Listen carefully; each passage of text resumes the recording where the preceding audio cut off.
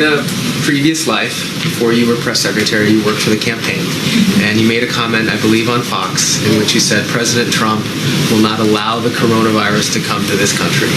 Given what has happened since then, obviously, would you like to take that back?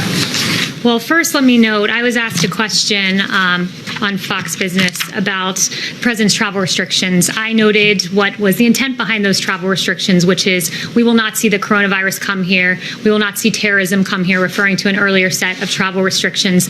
I guess I would turn the question back on the media and ask similar questions. Does Vox want to take back that they proclaim that the coronavirus would not be a deadly pandemic?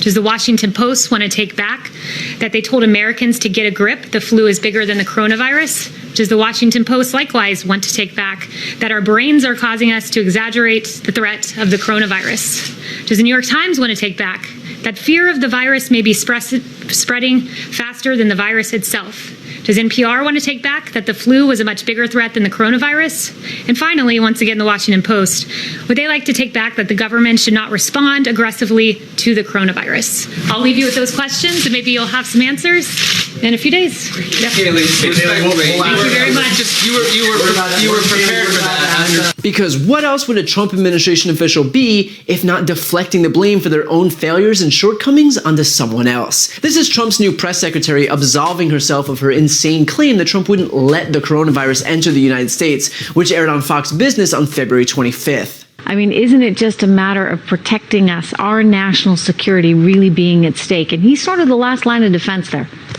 Or first line, right. I should say.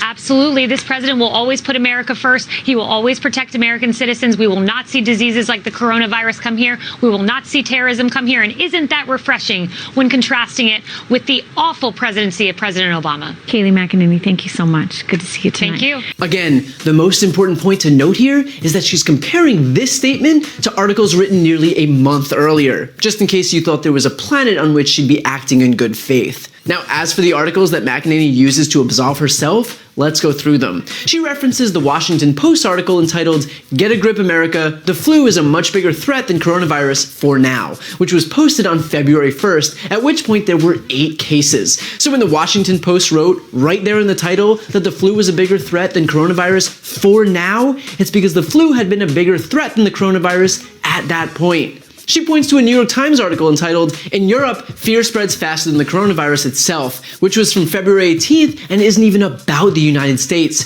Rather, it discusses how, with about 40 cases confirmed in Europe, people and places associated with the illness were being stigmatized. She points to NPR's article titled, "Worried about catching the new coronavirus? In the US, flu is a bigger threat," which again is from January 29th, at which point the flu was a bigger threat in the US. The literal second paragraph of that article even makes this qualification, stating, quote, "So far, the only people infected in the US have been those who have traveled to the region in China where the virus first turned up in humans. And though that could change, one thing is for certain, another severe respiratory virus that threatens lives, the influenza or flu virus, is very active in the US right now." And guess what? It did change, just like the article said could happen.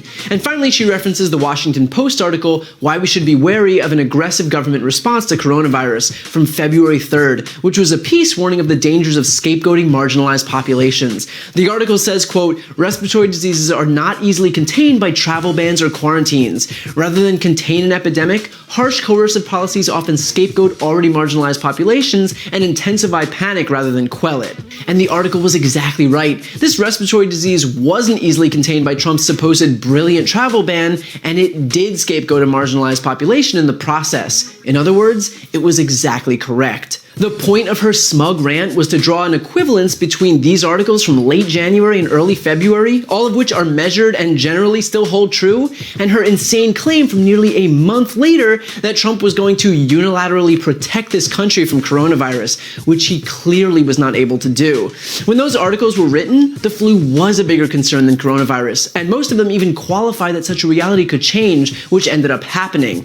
And they explain the dangers of scapegoating marginalized populations, which was not not only the case anyway, but that was exacerbated by Trump himself, who insisted on referring to the coronavirus as the Chinese virus.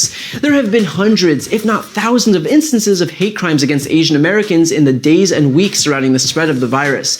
And I'm certain that having the President of the United States hold press conferences every single day, equating the virus with a particular region, did no favors to the people whose descendants came from that region.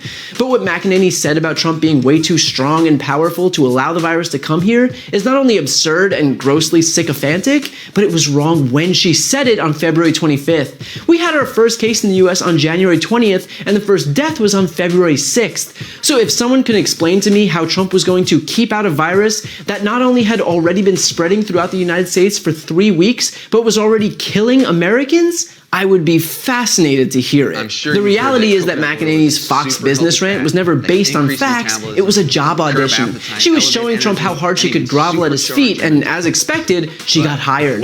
Trump was never going to keep the virus out, and even when it got here, Trump did next to nothing to contain the spread. But they never cared about reality. The White House was only ever interested in PR and attacking the media for rightfully sounding the alarms about the virus. So McEnany might feel satisfied at her answer that she was clearly dying to give, but drawing a bunch of arbitrary false equivalencies isn't something to be proud of, and especially not when it's in the interest of absolving her own dangerous disinformation.